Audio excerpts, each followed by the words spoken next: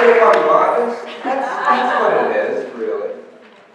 So thank you all for coming. I'd like to start by taking you back in time to the early 1990s for a moment. Now, for some of you, that may be a fun trip, given how things are crazy these days, and for some of you, perhaps less so, and maybe some of you would go back to a time when you didn't even know what coaching was. But I'd like you to come back with me to a time when I was a brand new clinical psychologist at my first real job. I was very green, but also very motivated to take on the world, or at least the challenges of mental health problems and addiction treatment. I mean, I had to have been truly inspired to even do the commute I did, from the eastern end of Long Island in New York all the way to the Bronx. But I loved my job, and I even ended up loving the neighborhood right near the hospital where I work. And for those of you who might recognize it, this is the Belmont area. No, not your Belmont, our Belmont. Otherwise lovingly known as the Arthur Avenue, or the Little Italy, thank you, of the Bronx. This was a place that was teeming with heritage and culture, immigrants, lots. I mean, we've heard Dr. Blair talk about stories. The stories I heard and witnessed here day in and day out were just fantastic, transformative, just in driving through on the way to the hospital. I mean, it's the place where Robert De Niro discovered a singing maitre d' at a restaurant. Does anybody know who that was? Joe Pesci. I mean, the best restaurants, New York City, Italian restaurants would get their meats, their breads, their cheeses here, all very inspiring. The movie A Bronx Tale was filmed there. Right when I started working there, one of my cousins actually auditioned for the part of the kid in this movie. So it was just such a wonderful, inspired time. You see where I'm going with this parenthetically. What happens after somebody's inspired and very green? But hold on for a moment. It was also known as the safest neighborhood in all of New York City. You're laughing. I laughed too, but the director of the hospital told me 13 years running. So I felt great. Now, not 200 yards down the road, though, was the South Bronx. For those of you who might remember Fort Apache, the Bronx is burning the Bronx. 200 yards down Arthur Avenue, where my hospital was. These were scenes. Burnt out buildings, places rife with crime, homelessness, poverty, HIV, AIDS, severe medical and mental health problems, addiction, worst of all, hopelessness.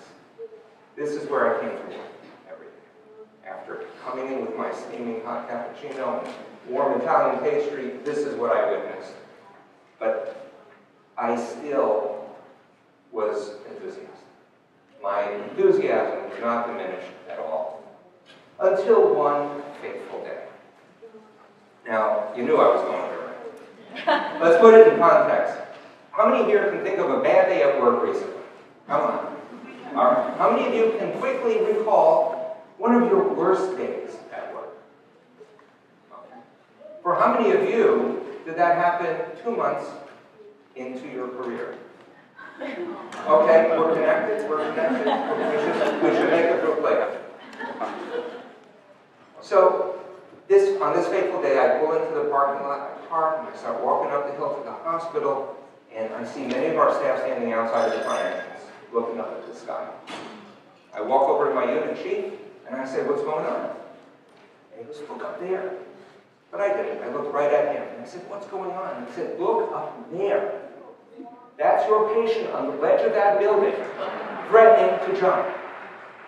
Almost in a scolding way. My heart started pounding. My palms immediately sweating. I couldn't believe it. Immediate response. The first words stammered out, barely. I said, "What do you want me to do? Who should I talk to? My God, what's happened?" And he looks me dead in the eye. I can still get chills every time I tell the story. He says, "Don't worry about it. He's not going to jump. Just go into the ER, start your day as usual. I'll be there in a few minutes." And I don't mean to make light of the situation. I was in shock. I dutifully followed what he said, and I went into the emergency room and started triaging our patients. But think about it, again, not to make light of it.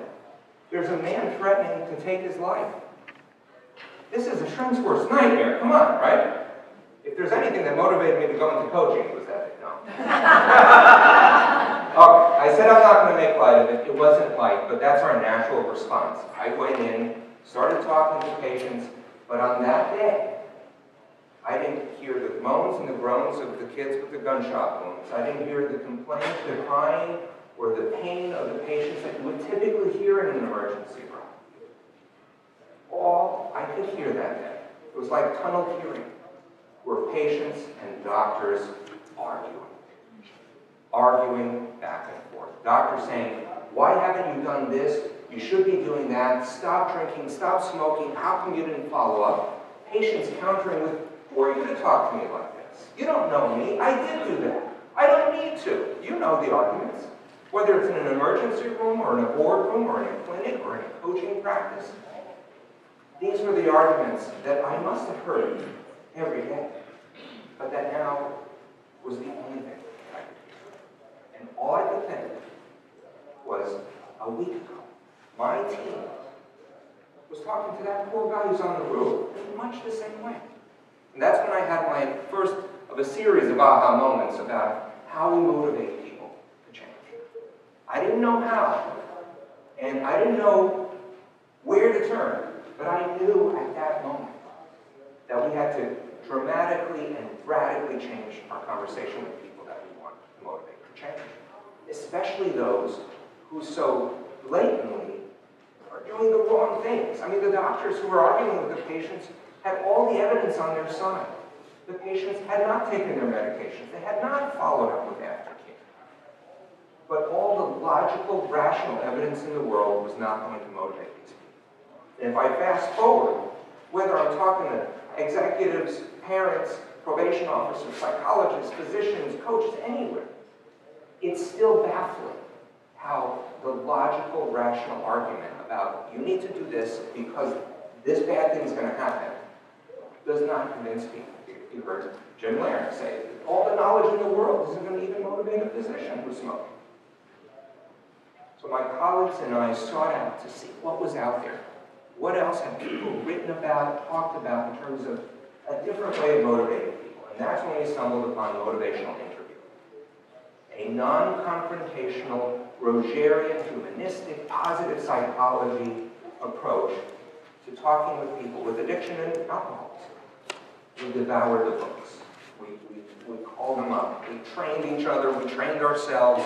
We said, this has got to do at least a little something because what we're doing is not working at all. Now, I don't want to leave you hanging. That guy on the roof, he didn't jump. He did not jump for those that people say afterwards, they jumped. No, he did not jump. I want to be clear. He came down after a few hours. And he stayed on our inpatient unit for quite some time, longer than he had ever done before. And he actually ended up being one of the first participants in our study of motivational interviewing, brief motivational interviewing, for what was then called the duly diagnosed, mentally ill, chemically dependent inpatients, the toughest of the tough. And he did very well, as did most of the people who got the motivational intervention study. They followed up with their aftercare after being released from the hospital at a rate that was 250% higher than those who got the standard care. That you need to, you better, you ought to, and if you don't, you're going to just come back here. Now, we had no funding for this study. We got lots of funding later on, but we had no funding there, so we only tracked people 3 months out. But I had the great good fortune to see this gentleman 10 years later walking down the street in Manhattan. He didn't see me, I saw him. He looked content. Now, can I swear he wasn't high? No, I can't. But the important thing was that he was alive. And prior to that intervention, he had just been through the mill over and over again.